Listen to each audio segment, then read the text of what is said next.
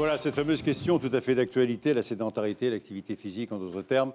Peut-on faire bouger, pour un bénéfice pour la santé, bien évidemment, peut-on faire bouger les Français? Et pour en parler, qui mieux que le professeur François Carré, qui est cardiologue, médecin du sport au CHU de Rennes, et qui milite beaucoup pour faire bouger les Français. L'année olympique arrive, c'est un bon moment pour porter ce message, bien évidemment. Est-ce que vraiment on est très paresseux en France? Il y en a qui font l'éloge de la paresse. Je ne donnerai pas de nom, mais il y en a quand même qui le disent. Le droit à la paresse a quand même été cité par des gens qui sont censés représenter notre pays. Donc oui, je pense que oui. Alors pour répondre à votre question, peut-on, c'est doit-on. Enfin, doit-on, peut-on, il faut, nous devons faire bouger les Français. Effectivement, nous sommes face à un tsunami sociétal d'inactivité physique et de sédentarité, comme le dit mon ami le docteur Guillaudot de Brest. Je prends juste un exemple qui m'énerve particulièrement. Vous avez une publicité sur le robot qui tond votre pelouse. Ce qui est très bien. Moi, j'aimerais bien avoir un robot qui tond la pelouse. Qu'est-ce que fait le propriétaire du jardin? Il est dans un hamac en train de boire une bière. Alors qu'il suffirait qu'il ait un endroit tondu et qu'il joue au badminton avec son fils. Mais ça ne vient pas à l'idée du publiciste. Parce qu'en fin de compte, c'est ça, c'est le moindre effort. Nous sommes dans une société qui nous pousse au moindre effort. Meilleure preuve, c'est qu'on est arrivé au maximum, puisque quand on vous met un escalator devant vous, vous ne montez pas les marches. Alors que quand il est en panne, vous les montez. Le cerveau est difficile quand même. C'est dangereux. C'est quoi d'ailleurs être sédentaire? Alors être sédentaire, ce n'est pas forcément être inactif. Je peux être inactif et sédentaire, c'est le pire des choses, mais je peux être actif et sédentaire. Vous avez des sportifs, je ne vous dirai pas le sport le plus touché pour ça, qui sont des sédentaires en réalité, puisqu'ils font un peu de sport chaque jour, mais ils sont assis 10 heures par jour. Sédentarité, ça vient du verbe latin sédere, être assis. Donc plus on est assis, plus on est sédentaire. Donc il faut mener des actions pour ce faire. Alors on va venir immédiatement d'ailleurs à vos deux poulains en quelque sorte. Comment vous les avez choisis d'ailleurs? Pourquoi vous avez choisi? Quels ont été les critères qui vous ont permis de dire « Ah, ceux-là, on va vous les partager » Alors le premier critère, ça a été de répondre un petit peu à la thématique de ce colloque. Les territoires, vous allez voir que vraiment les deux personnes qui vont vous parler, qui ont fait un travail exceptionnel, vont s'occuper de territoires. On a aussi fait attention à ce qu'il y ait dans ces territoires des territoires défavorisés, puisque c'est là où la sédentarité et l'inactivité physique touchent le plus. Et donc, vous allez voir qu'ils sont novateurs. Et enfin, on a choisi quand même une étude qui est très importante, c'est les jeunes, parce que nos jeunes, c'est dramatique. Et pour que vous voyez bien le tableau, les collégiens de 15 ans actuellement en France préparent leur infarctus à 30 ans. Voilà, c'est gai ce qu'il nous raconte quand même. Bon, mais c'est pas grave, on est là justement pour essayer de corriger le tir.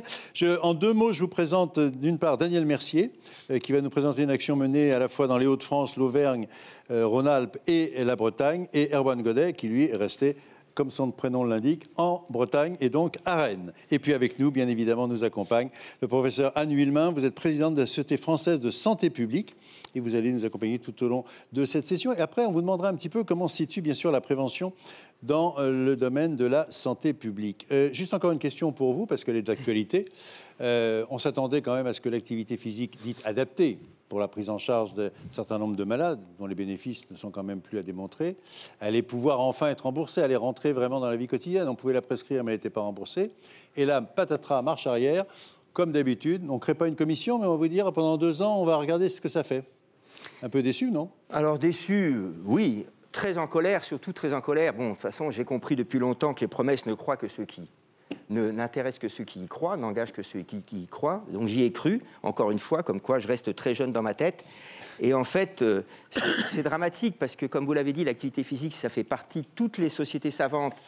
Le mettre comme un traitement, par exemple, si je prends moi qui suis cardiologue, au même niveau que les bêta-bloquants, donc le médicament qu'on utilise le plus, tout le monde le sait, c'est prouvé, tout le monde y croit, sauf un pays, notre pays. La preuve, on n'est pas capable de voter un remboursement.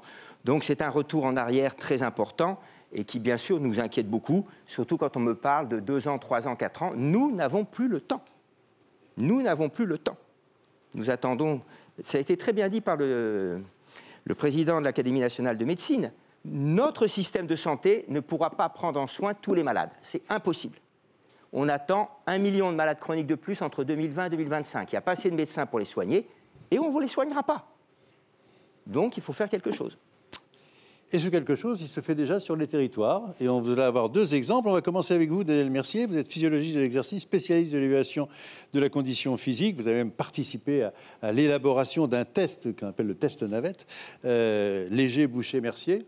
Ça, c'est pour prendre des notes, qui en fait nous permet d'évaluer de façon simple le niveau d'activité possible des jeunes et des moins jeunes. Alors, vous avez fait un protocole qui se nomme « Inverser les courbes de capacité physique des collégiens français ». Vous nous racontez la méthode et les résultats.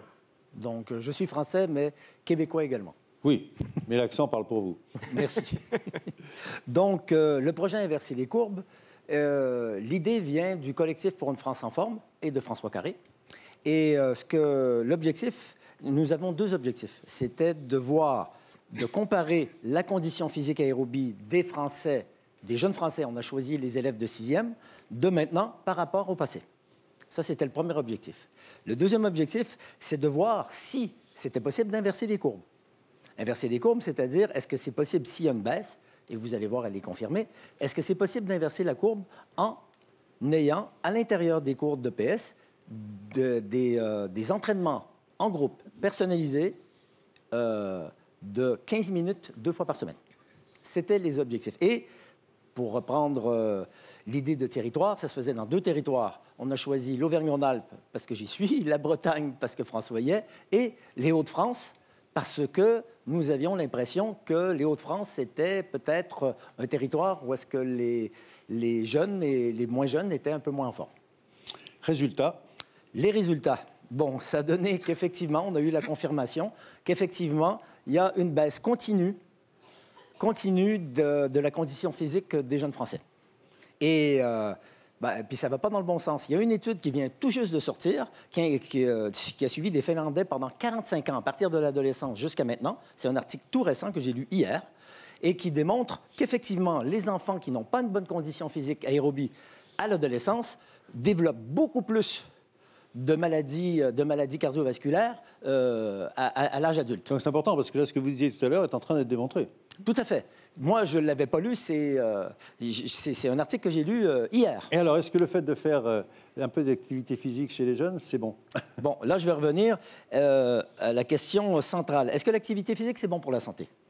La plupart des gens vont dire oui. Mais si je vous pose la question, est-ce que manger, c'est bon pour la santé? C'est la façon de le faire, vous allez nous dire. Tout à fait. Donc, manger, c'est pas nécessairement bon pour la santé. Et faire de l'activité physique, on peut en faire trop, on peut ne pas en faire assez. On dit, par exemple, il faut monter des escaliers. Mais si on a un insuffisant rénal dialysé qui a une condition physique très faible, il ne sera pas capable de monter un étage d'escalier. Donc, c'est pas adapté.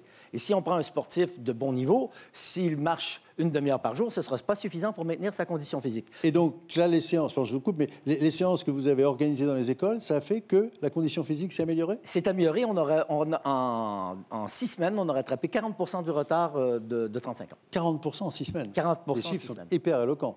Et c'est parce que c'était pas seulement de l'entraînement fractionné, mais l'entraînement fractionné, j'expliquerai pas la méthode ici, mais que c'était des entraînements qui se faisaient en groupe, mais personnalisés et qui étaient réajustés après chaque séance d'entraînement.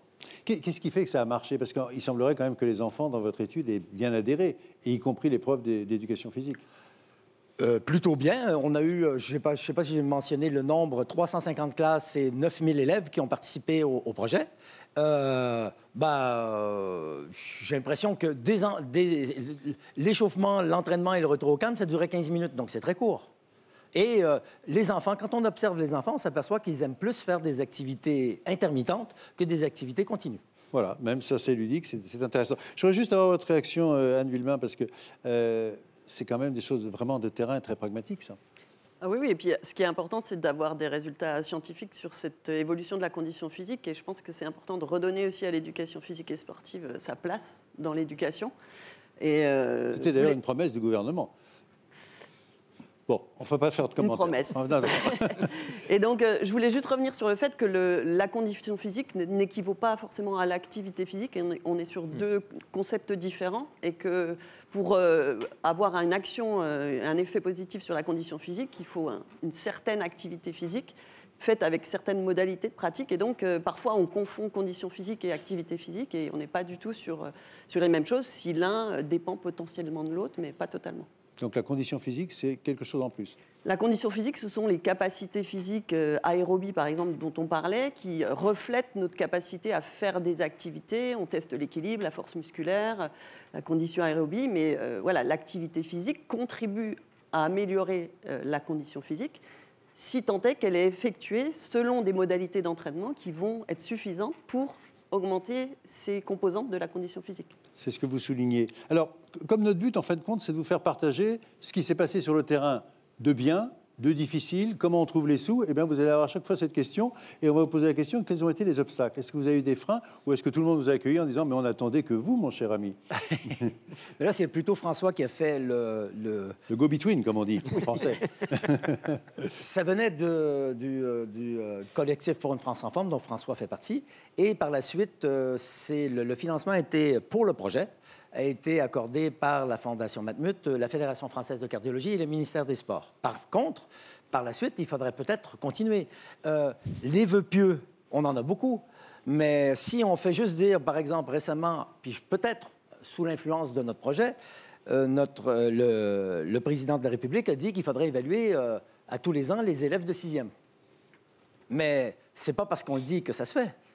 Et si on veut que ça se fasse, il faut prendre... Et on ne peut changer que ce que l'on mesure. Donc, il faut mettre des budgets là-dessus. On est prêt à mettre 180 milliards de soins en 2022. Et la France est un mauvais élève en Europe. 1,9 % du budget de la santé est consacré à la prévention. En Suède, c'est 10 %. Mais si on veut remplir... L'objectif, est-ce que c'est d'avoir de plus en plus de malades que l'on soigne ou avoir moins de malades pour en avoir moins à soigner et que les gens soient en meilleure santé? Donc là, vous continuez? Une fois que le protocole est terminé, vous allez continuer? Ah ben, pour le moment, ça ne continue pas parce qu'il n'y a pas de... Ça va être... Pour le moment, ça va être les différentes académies, régions qui vont peut-être s'y mettre.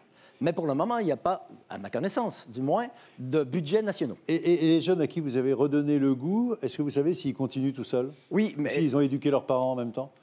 Ça, on ne sait pas. Il y avait un projet, de réévaluer pour voir s'ils avaient gardé leurs conditions physiques. Puis finalement, pour des raisons techniques, ça ne s'est pas fait.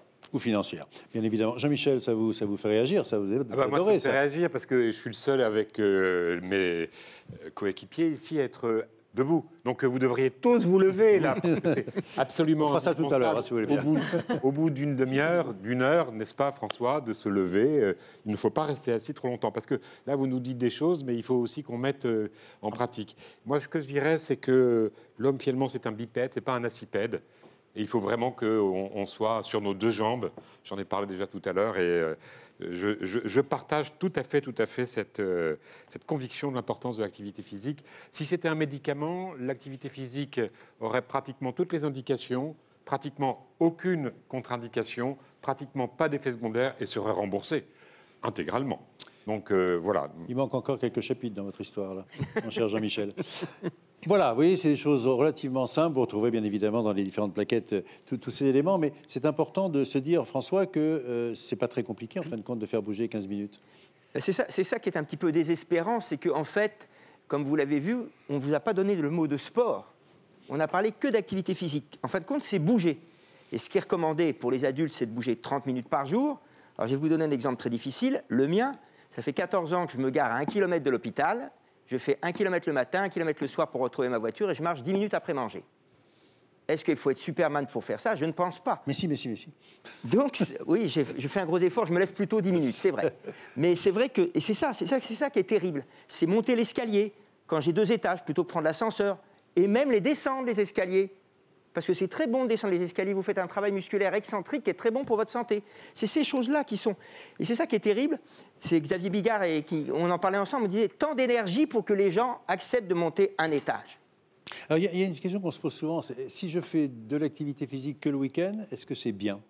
Est-ce que ça suffit? Alors, bien et ça suffit? Je ne peux pas dire que ce ne soit pas bien, mais c'est exactement comme si vous me posiez la question, est-ce que si je me lave les dents 7 fois le dimanche, c'est aussi bien que si je me les lave tous les jours? Non. C'est des images fortes, ou hein? Alors, deuxième étude, vous voyez, c'est quand même très sympathique tout ça, parce qu'il y a des choses qui se passent sur le terrain, et c'est des messages qui sont importants, parce qu'on répète, tout le monde sait ce qu'il faut faire. Le problème, c'est la procrastination, et quand est-ce qu'on va le faire?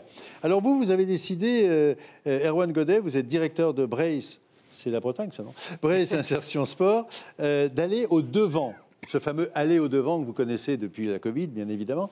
Et vous avez donc, vous, créé un bus itinérant pour faire bouger la population dans les villages autour de Rennes. Racontez-nous votre protocole. Bonjour. Oui, tout à fait. Nous, sur l'association, on est une association avec des éducateurs dits socio-sportifs et on utilise l'activité physique et sportive pour remettre le corps et l'esprit en mouvement, parce qu'on est santé physique et santé mentale.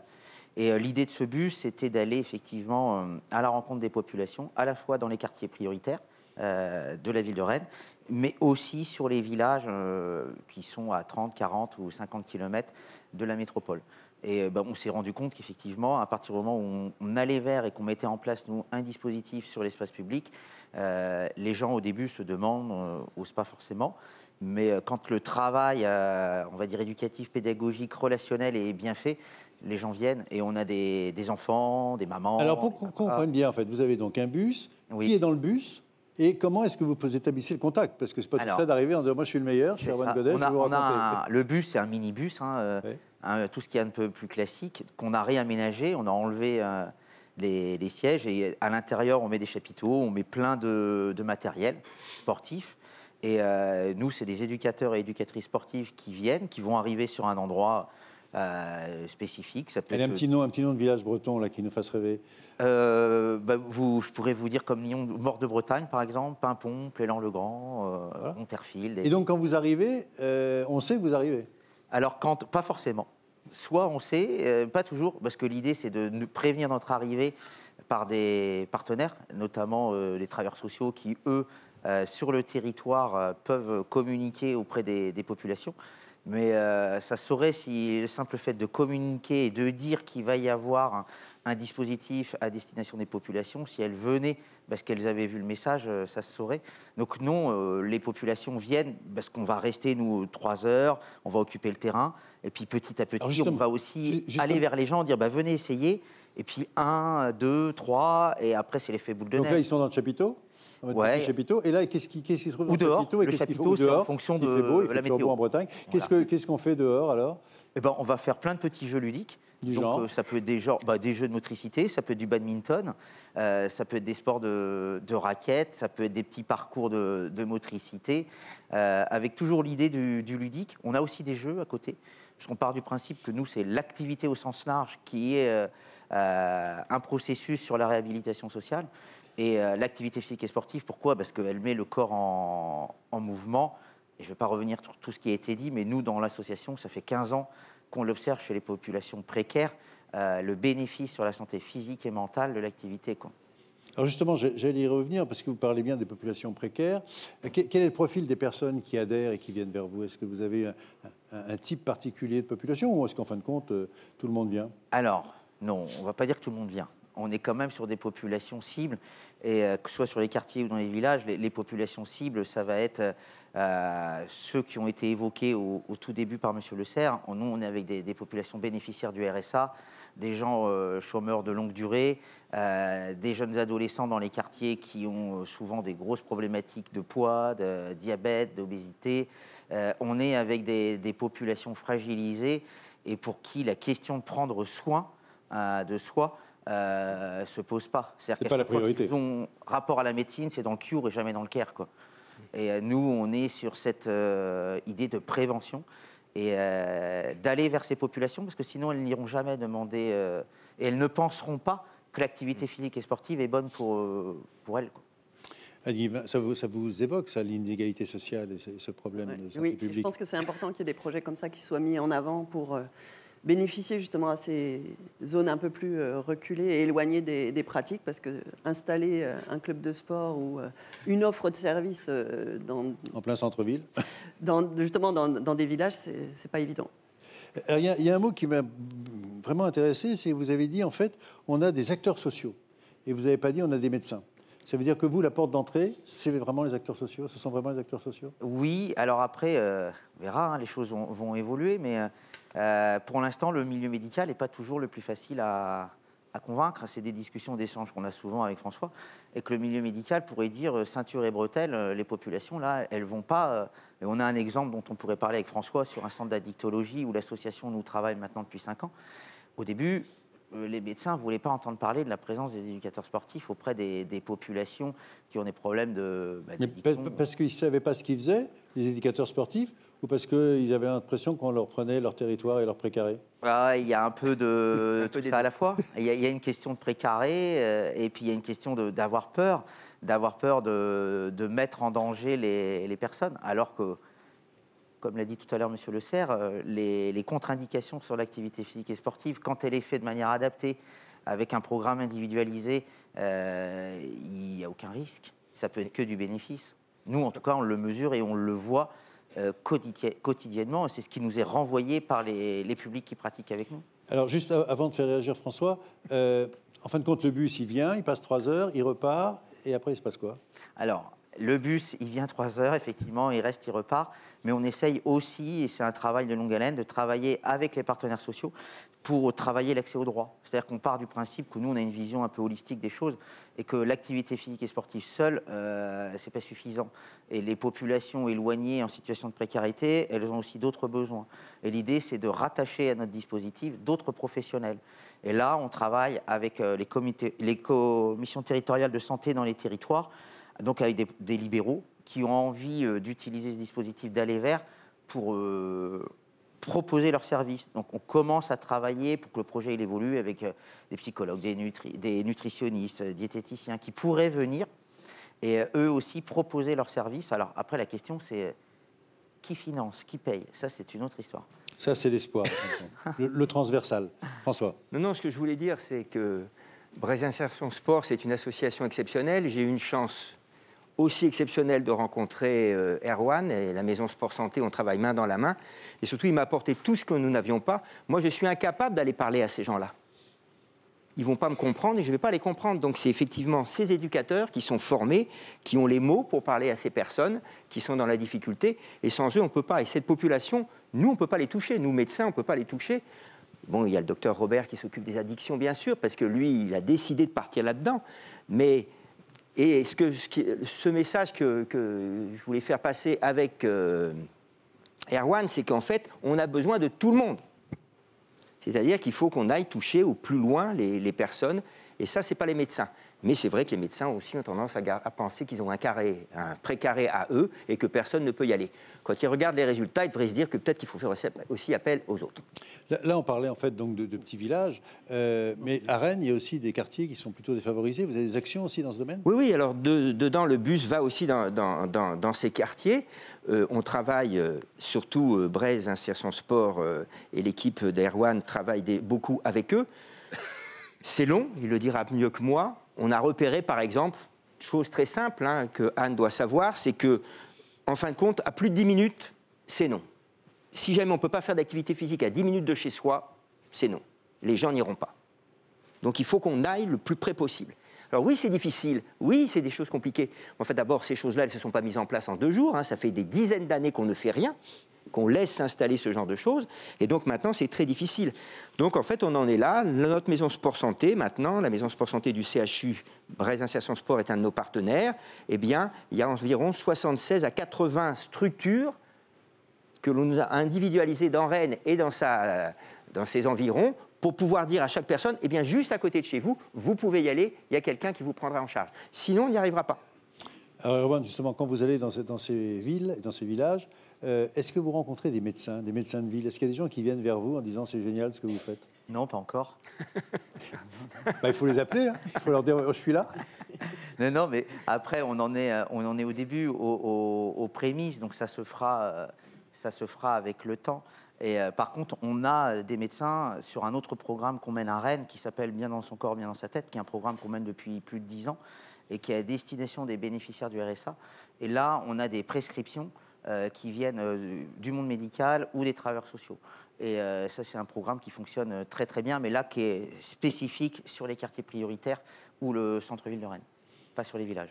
C'est pas faute, François, de vous exprimer en permanence en Bretagne et d'être le pôle activité physique. Oui, mais en fait, c'est ce qui a été dit tout à l'heure. Vous avez entendu le bonnet d'âne de la prévention. La France a le bonnet d'âne de la prévention dans plein de domaines. Moi, en médecine, j'ai fait 15 ans d'études de médecine. J'ai été le roi de la nutrition et Jean-Michel ne va pas me contredire, je savais 5 fruits, 5 légumes. Par contre, je connaissais des tas de choses qui ne m'ont jamais servi. Je n'ai jamais appris un mot sur l'activité physique quand j'ai fait médecine. Alors, je suis très vieux, ça fait longtemps. Aujourd'hui, il y en a un tout petit peu. Mais il n'y a pratiquement pas de prévention dans nos études. Nous n'avons rien sur la prévention. Le médecin français est formé à « vous avez un symptôme, je vous donne un médicament. Vous avez un autre symptôme, je vous donne un autre médicament. » 100 Français vont voir un médecin en France, 84 sortent avec un médicament. 100 Danois vont voir un médecin au Danemark, 49 sortent avec un médicament. Alors, là, vous avez un certain nombre de médecins dans la salle, en distanciel, à Lille. En quelques mots, vous leur dites quoi? Alors moi, il y a déjà 2 mots. Premièrement, vous demandez à tous vos patients, est-ce que vous fumez? Quand est-ce que vous leur demandez, est-ce que vous bougez? Premier point. Et deuxième point, il faut comprendre une chose, c'est que de toute façon, comme ça vous a été dit, comme ça nous a été dit, nous ne pourrons pas soigner tous les malades qui vont arriver. La seule solution, c'est qu'il y ait moins de malades. Et c'est notre rôle à nous, médecins, de faire de la prévention. Donc on doit associer, je donne des médicaments tous les jours, du curatif et du préventif. Surtout que sachez une chose, c'est que si vos malades bougent, les médicaments seront plus efficaces. C'est aussi montré. Donc n'hésitez pas. Et il n'y a aucune contre-indication. Ils ne vont pas faire d'infarctus, je vous le promets. Voilà les messages qu'on voulait vous faire passer. Anne Villemain, on va revenir vers vous parce que la question qu'on se pose, c'est de dire, d'abord, c'est quoi la santé publique? Parce que on a entendu un peu parler de santé publique France. La Covid, ça nous a permis de... C'est quoi la santé publique? La Société française de santé publique. Non, oui, quel message vous portez? Qu'est-ce que vous faites dans votre société, si vous préférez? Déjà, la Société française de santé publique, c'est une vieille dame, comme on a l'habitude de le dire. Elle est née en 1877, reconnue d'utilité publique en 1900. Et l'idée, c'est de rassembler les acteurs de la santé au-delà des professionnels de santé pour agir collectivement et défendre des sujets liés à la santé, qui n'est pas la santé individuelle, mais qui va bénéficier au plus grand nombre et en s'attachant aussi aux plus éloignés du système de soins. Alors, est-ce que la prévention est un des éléments fondamentaux de la santé publique? Alors oui, bien sûr, mais j'aimerais aussi parler de la promotion de la santé. Nous, on a ces 2 axes que l'on privilégie. La prévention, on est là pour éviter un risque, éviter une exposition à un risque. Promouvoir la santé, c'est donner les moyens aux individus, les éduquer pour la santé, pour qu'ils soient en mesure eux-mêmes de faire leur propre choix, puisqu'on part du principe que ce n'est pas des injonctions qui vont faire que les gens vont changer de comportement, mais bien qu'à force de comprendre pourquoi l'intérêt qu'ils ont progressivement, et si on les aide dans leur environnement, on pourra aussi les accompagner pour qu'ils puissent se centrer sur leurs problématiques personnelles. Donc l'idée, c'est aussi d'agir sur les environnements favorables à la santé. Jean-Michel. Oui, je partage tout à fait ce que vous venez de dire à l'instant. Moi, j'ai envie de dire que finalement, l'activité physique, c'est d'abord un état d'esprit. C'est-à-dire pourquoi je le fais, et c'est très important d'expliquer aux gens le pourquoi. Et vous avez tout à fait raison de dire qu'il faut peut-être cesser les injonctions qui peuvent être culpabilisatrices. Il faut donner les moyens, il faut donner envie surtout. Il faut mettre en avant les bienfaits que les gens peuvent en tirer. Et à ce moment-là, je crois qu'on peut vraiment faire avancer les choses. La notion de promotion de la santé est positive, mais donner les moyens, c'est aussi, comme disait très bien François, c'est mettre aussi des stades, des lieux de pratique sportive, un panier de basket dans les centres-villes, enfin toutes ces choses-là, bien sûr, qui sont importantes, mais c'est vraiment donner envie plutôt que de dire il faut que vous fassiez l'activité physique comme si c'était une obligation. Et je pense que les gens sont un peu saturés des 5 fruits et légumes et puis des injonctions et toutes sortes, et vous ne faites pas ce qu'il faut, devriez, etc., ou vous n'allez pas comment vous êtes. Je crois qu'il y a un niveau de blocage. Donc c'est vraiment un discours positif. Alors, ce qui est intéressant, c'est que là, on est en train de parler de santé. On n'est pas dans la maladie, on n'est même pas en train de parler de médecin. Il n'y a pas de médecine à la santé publique? Si, bien sûr. Ah bon? La santé publique... Mais vous n'êtes pas médecin? Je ne suis pas médecin, je suis professeur des universités en sciences et techniques des activités physiques et sportives. Voilà, je me suis intéressée au champ de la santé publique très tôt, parce que pour moi, la santé publique est un espace qui n'appartient à personne et où tous les professionnels et les acteurs qui souhaitent œuvrer pour le collectif peuvent se retrouver pour promouvoir la santé. Et donc, qu'est-ce qu'il y a comme formation? On a l'impression quand même que la santé publique, c'est un parent pauvre. Que les étudiants, on les forme à cette notion de santé publique? Alors, c'est une spécialité médicale, ce n'est pas la première spécialité qui est choisie par les étudiants en médecine. Il y a quelques éléments comme le service sanitaire qui tentent de diffuser un petit peu de connaissances autour de la santé publique, mais le problème, c'est que la santé publique, c'est comme l'activité physique. C'est aussi des vraies connaissances et une vraie façon aussi de penser et d'accompagner les gens. Donc, ce n'est pas juste faire un service sanitaire et voilà, on est tranquille, on a fait la santé publique en médecine. L'activité physique, c'est pareil. Parfois, il y a des professionnels, autres que des professionnels de l'activité physique, qui pensent pouvoir faire de l'activité physique. Non, conseiller, oui, inviter à, oui, orienter, oui, mais ce sont des vrais métiers et avec des vraies compétences, d'autant plus quand on est avec des patients atteints de maladies chroniques. Alors concrètement, pour qu'on comprenne bien, sur le terrain, en fin de compte, on les voit où, ces personnes qui s'occupent de la santé publique? Elles sont où, elles font quoi? Alors, il y en a partout, en fait. Ça peut être n'importe quel type de professionnel. Ça dépend aussi de lui, sa façon de voir les choses. Est-ce que c'est quelqu'un qui est plutôt sur l'individu ou est-ce que c'est quelqu'un qui va avoir une vision beaucoup plus globale et holistique de la personne et des environnements? Les professionnels il y en a... Alors, nous, ceux avec qui on travaille beaucoup, ce sont tous les professionnels de la promotion de la santé qui sont dans les instances régionales d'éducation et de promotion de la santé, qui sont fédérés au niveau national, dans une fédération nationale d'éducation et de promotion de la santé. Donc ce ne sont pas des gens qui sont formés à la médecine, mais qui sont bien formés à la promotion de la santé et qui accompagnent, qui font des formations en éducation pour la santé sur des thématiques très, très diverses. L'activité physique, les addictions. Donc ils sont partout, potentiellement. Jean-Michel, peut-être un mais je crois que c'est sur la santé publique. C'est un vrai métier, c'est une vraie compétence. J'approuve tout à fait parce que la prévention, ça ne s'improvise pas. C'est basé sur des connaissances, sur une expertise réelle, à la fois sur le plan scientifique, mais aussi sur le plan de la pratique. Donc, c'est important. Alors, nous, on va s'associer, là, dans les mois qui viennent, à un diplôme interuniversitaire de prévention avec Brest, Rennes, Nantes, Angers, Lille. Et donc, ce programme va réunir toute une série de professionnels, mais pas que des médecins, et surtout mettre en avant éducation santé, promotion de la santé, etc. Parce que, voilà, il y a un vrai besoin, et je pense que ça passe aussi par cela, la prévention. C'est-à-dire avoir des vrais professionnels formés. Je profite, puisque des questions arrivent. N'oubliez pas de poser vos questions. Une question pour Erwan. Quand vous parlez de partenaires sociaux, c'est qui ? Alors, c'est à la fois, ça peut être les agents du département dans les centres communaux d'action sociale, et les CEDAS, ça peut être des agents des communautés de communes, des villes, ça peut être des assistantes sociales, des éducateurs spécialisés, des conseillères économiques, sociales et familiales. On va dire que c'est tout le corpus de professionnels qui vont travailler autour des politiques publiques en direction des populations défavorisées. Voilà. Donc, qui vous accorde du temps en plus ou en moins, ou comment on fait?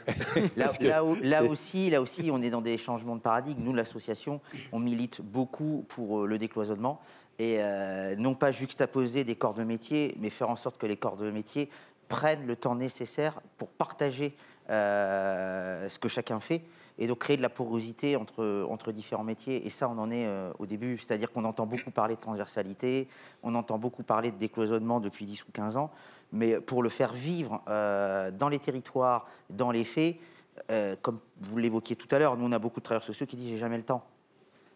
Le temps, ça se prend. C'est savoir, entre guillemets, peut-être perdre du temps pour en gagner par la suite. Donc nous, on milite vraiment là-dessus. Et moi, j'avais juste une petite précision sur l'ensemble de la... Parce que j'ai souvent cogité au pourquoi est-ce qu'en France, on est si différent des autres pays. Et je pense qu'on a trop lu Descartes et pas assez Spinoza.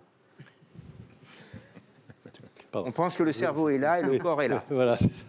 D'ailleurs, pendant toutes mes études de médecine, quand j'étais interne, j'ai toujours entendu soit mes chefs de service, soit mes collègues me dire « T'as de la chance de trouver du temps pour faire du sport ». Voilà une bonne réponse. Une autre question de Jean-Claude. J'aimerais savoir comment peut-on avoir accès pour proposer de la prévention auprès des écoles ou des collèges, à l'éducation nationale. Je téléphone à qui? Pour le moment, c'est ce que je disais tout à l'heure. C'est que nous avons fait le projet. Nous espérions que les instances publiques s'y engouffrent et nous demandent, mais il ne s'est pas passé grand-chose. Actuellement, il y a les Hauts-de-France qui semblent être intéressés, et puis ils ont bien raison, et éventuellement, je pense la Bretagne, si je me rappelle bien, et qui, on essaie de voir. Mais si on veut mettre ça en place, il ne s'agit pas juste de mettre à disposition...